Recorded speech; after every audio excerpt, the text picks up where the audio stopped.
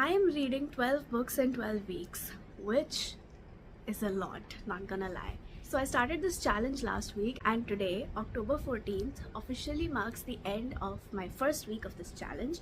I was supposed to read Book Lovers by Emily Henry, and I did.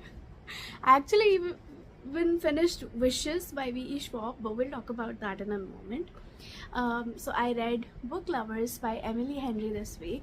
This is a cute, lovely, adorable little romance. Our main character Nora is somebody who people date before they find the one.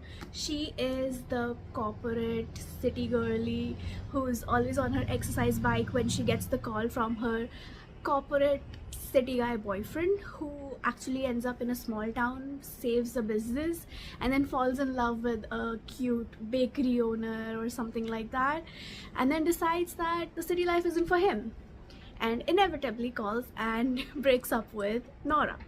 So she has given up on love. She just does not accept that this is something that's gonna be for her. She is super wary, and then one day her younger sister suggests that the two of them leave for a month and take a retreat to a small town and enjoy the small cozy town vibe. And each of them has a checklist of things that they should do to get the proper small town experience, ranging from sleeping under the stars to saving a local business. So while this sounds like a surface level romance, because it is a romance, because who does she run into in that small town if not her work rival?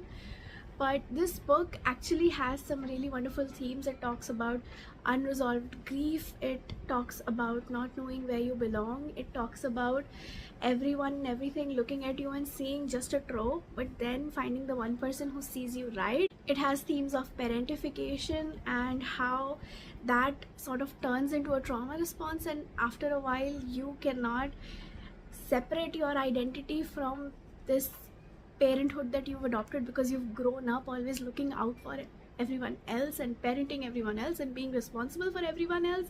And it is a beautiful story involving the relationship between two sisters. It is a lovely, lovely and wonderful story full of all these beautiful characters, how fitting into society's mold of what is expected might just not be the thing. Like, there are so many characters and so many themes and so much to see and so much to like get inspired from. I really needed this book at this time in my life, and I really enjoyed it, and I think I also really resonated with it because Nora is an eldest daughter, I am an eldest daughter, and there is some overlap. There may have been texts about how this book is about me to my friends.